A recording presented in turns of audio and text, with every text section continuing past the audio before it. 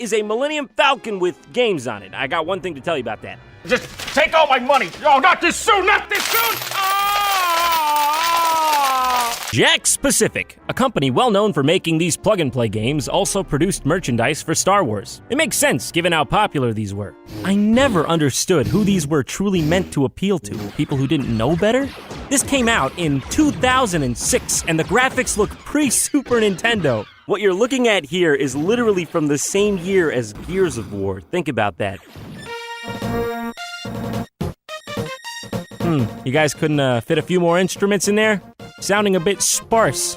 Perhaps the console was too small. I mean, to be honest, I don't know how you'd fit more than one trumpet in here, let alone one. First up is lightsaber duel. Oh, no high scores? Well, you telling me people weren't fighting over this thing like the olden samurai trying to be number one? I'm getting too old for this sort of thing. Old for what kind of thing exactly? Fighting your friends? I don't understand. Why is this the default? Obi-Wan and Luke is the first fight? Hey guys, you want to wait to beef this out till after you defeat the Empire? They're still flying around in the background, free as birds. When you eventually do get to fight Vader, he just breathes nonchalantly over your fight. Oh, come on, dude, don't fight dirty! No fair! Next up, Battle of Endor.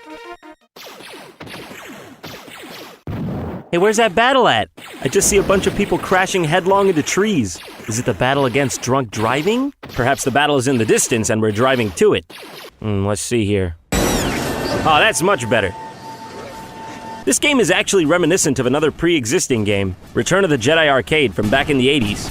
Wonderful. We are now a part of the fight. 3PO, you're just gonna come out and say that? Eventually, you get to a part where you're an AT-ST walking around shooting everyone. It's pretty great because no one else stands a chance and winning is fun. The third stage is just Falcon stuff, pretty standard. Next on the list, Assault on Hoth. Whew! Well, this seems like a lot of work to give to one guy. I'd be pretty stressed out if I were him. Like they couldn't spare one more guy? I guess that Alliance-paid free tuition is looking a lot less attractive by the minute, eh, buddy? Occasionally, a guy flies by and drops off a coin. The coin is great and all, but I would've preferred a little help holding off the onslaught of my inevitable doom. Heyo, how you doing? Here's this shit. See ya! And lastly is Red Leader, which is just a standard shoot-'em-up. There also exist prequel versions of these games that came in 3 stylings: Darth Vader, R2-D2, and General Grievous. These 3 all have the same games on them, just different casings, some rarer than others.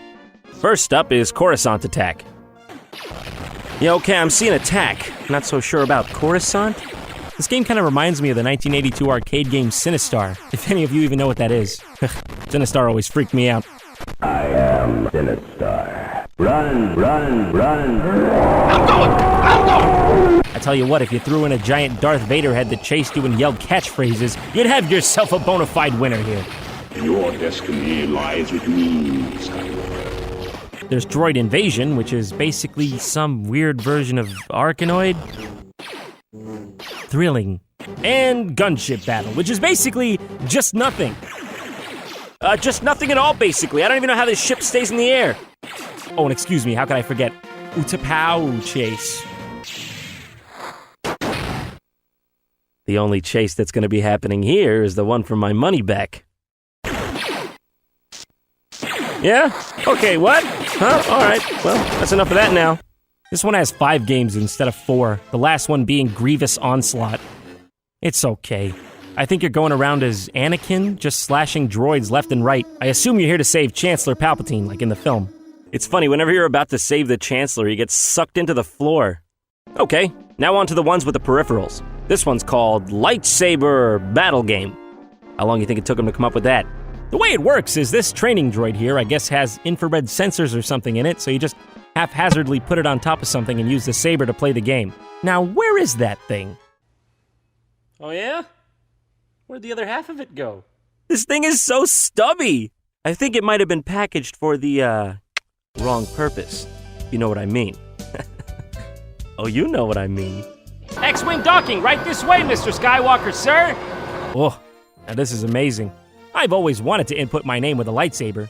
Or wait, hold on, I think I actually have done that in the past. It's gonna be a butterfly, right? And that's it, you're mine now, it's over, no takebacks. Right off the bat, once again, you're training against Obi-Wan. Now listen closely, the tactic you use here is very advanced. What you do is you wait for the poor man's Parkinson's to all-encompassingly overwhelm him, at which point you whack him as hard as you can multiple times before he comes back to reality. I tried this tactic on my grandpops to get him to stop drinking and throwing stuff, but all he did was scream. You know, surprisingly, this is pretty fun. Although, it probably feels a lot cooler in my head than how it actually looks. But who cares, right? Fun is fun. I'm real! This next one is called Star Wars Clone Trooper. This one is a rail shooter type game. It comes with this gun. Alright, so you calibrate your gun, let it know if you're satisfied, and presto, begin. Plan on picking up the pace? Get this, the first loading screen when you boot the thing up takes 50 seconds alone. Doesn't that somewhat diminish the plug-and-play aspect? Well, after all this loading, I better be blown away with some serious stuff.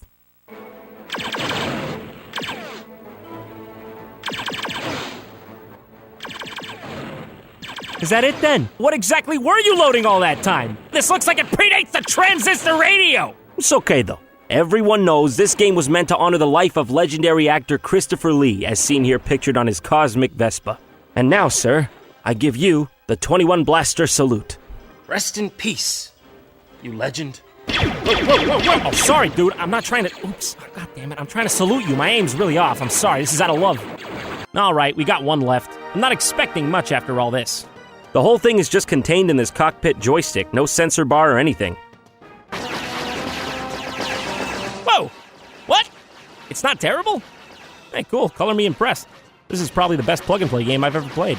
Responsive, fluid, and the graphics are in full 3D. I'm surprised this little thing is powering all that. I guess the age-old adage is true after all. The greatest surprises come in the smallest and most unassuming of packages. But hey, at least I have a good personality. This reminds me, I've been meaning to plug and play myself for a while now.